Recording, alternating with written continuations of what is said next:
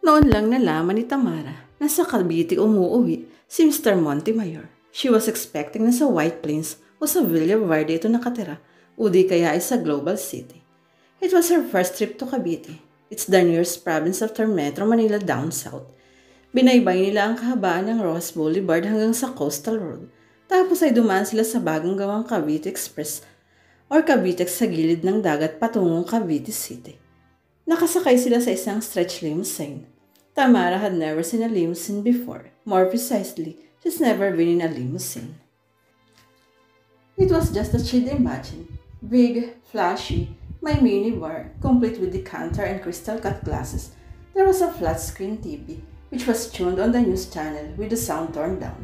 May car phone na kaagad namang ginamit ni Mr. Montemayor. My mini displayer complete with a collection of CDs. There were lots of concealed ashtrays and drink holders, and it's bristled with the latest technology, like a remote-controlled glass screen that went up and down between them and the chauffeur na napag-alaman niyang Elmer ang pangalan, and an electric sunroof. Nagpasalamat siya at busy si Mr. Montemayor sa telepono.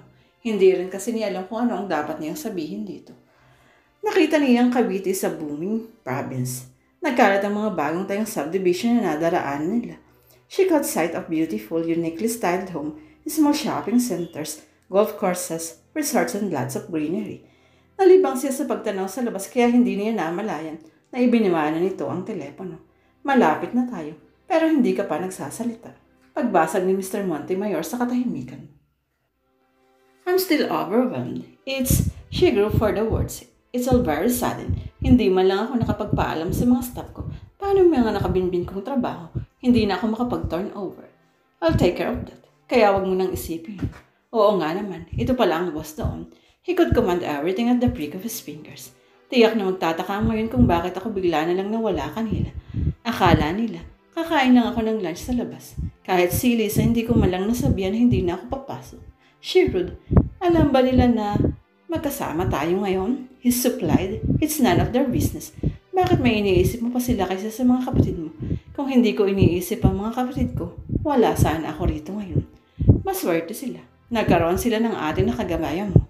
Finally, we're here. He beamed. Maligayang pagdating sa bahay ko, na magiging bahay mo na rin. There it is. Turo nito. Tingnan niya ang sinasabi nitong magiging bahay na rin niya. It's a two-story detached mini mansion in creamy white with peach accent. It's tastefully surrounded by the same pine trees that surrounded the driveway. It had a tropical flower-lined pathway. And oh, there's an infinity pool flowing out of the ocean below. Oh, Tamara, it looked like a fairy tale house. Magkakaroon din ba sila ni Mr. Montemayor ng fairy tale ending? Will they live happily ever after? Tumatakbong palabas ng bahay na sinalubong sila ng isang batang babae. Daddy, Daddy, the little girl called. Daddy, may anak si Mr. Montemayor. His portfolio said he's millionaire bachelor, but he could have a love child. Pagka nagkataon, madrasla ang labas niya. Of course, she wouldn't mind being a stepmother, lalo pa at kasing cute ng batang babae na ito ang magiging daughter niya. Niyakap at hinilka ng batang babae si Mr. Montemayor. Obviously, sabik itong makita at mahal na mahal nito si Mr. Montemayor. Hinalikan din ito ni Mr. Montemayor. How's my sweetie? I'm fine, Daddy. I played with my new dollhouse the whole day. And did you behave? Hindi mo ba pinasakit ang ulo ng yaya mo? Of course not, Daddy. I'm a good girl, you know. Very good. By the way, sweetie, say hi to your tita Tamara. He deliberately omitted his relationship to the little girl. Hi, Tita Amara. I'm Erica. Hello, bati niya sa bata. Hindi na niya inusisa kung ano nito, si Erica. Dito natitira ang Tita Amara, Tamara mo. Kaya may kasama ka ng maglaro. He informed the girl. Talaga, Daddy? Erica was thrilled. Siya na ba ang bago kong mami? Maybe. So be nice to her. Come, Tita Tamara. Ipapakita ko sa iyo ang bago kong dollhouse. Bago pa siya nakahuma, hinila na siya nito. Inside was just an impressive, a decorative style of classic and tempore. The house was filled with warm summer tones and accented by mementos of family life and international traveling.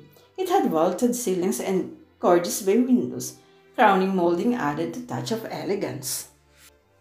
The luxury home struck a rare balance of all things, formal but welcoming, tasteful yet not overdone, and it had all the amenities. Not bad. Nag-isipan niya kung anong magiging bahay niya. O magmerienda muna kayo. Alok ng isang di katandaang babae. May dala itong freshly squeezed orange juice, buko pie at energy bar para kay Erica. Thank you, Yaya, ani Erica. Ako nga po pala si Rhea. Pakilala nito. Ako naman si Tamara. Pakilala niya. Erica, pagkatapos mong kumain, doon ka muna sa daddy mo ha. Sasamahan ko muna si Senyorita Tamara sa magiging kwarto niya. She's 10. Sa kwarto ba ni Mr. Montemar siya dadalhin ito? Rhea, Tamara na lang tawag mo sa akin.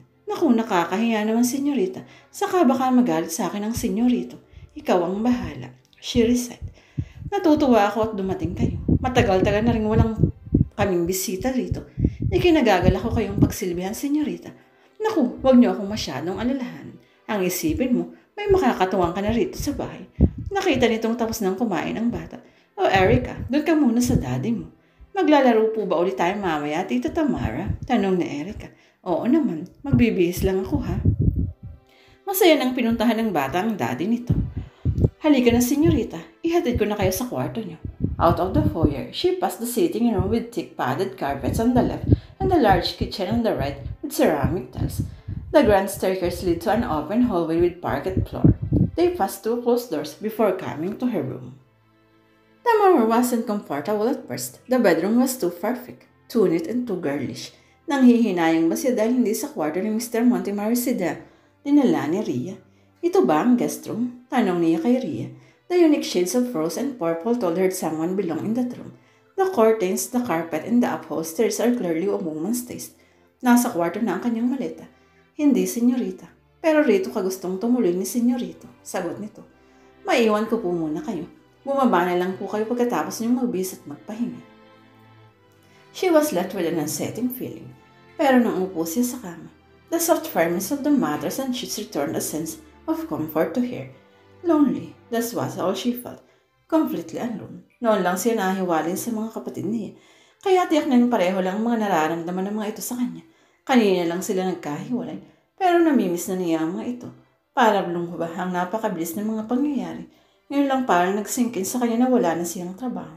If she blow it with Mr. Montemar, lalong magiging kawawa ang kanyang mga kapatid. She sighed. Pinasok niya ang sitwasyon na yun, kaya dapat lang niyang ihanda ang kanyang sarili sa anumang mangyayari. Tamara was feeling little lighthearted as she made her way downstairs. Magpapahinga lang sana siya ng kaunti kanina, pero naidlip siya at napasarap ang tulog niya. Nang magising siya, ay napatanaw siya sa labas. Gabi na. I'm sorry, nakatulog ako. Paumanhin niya kay Mr.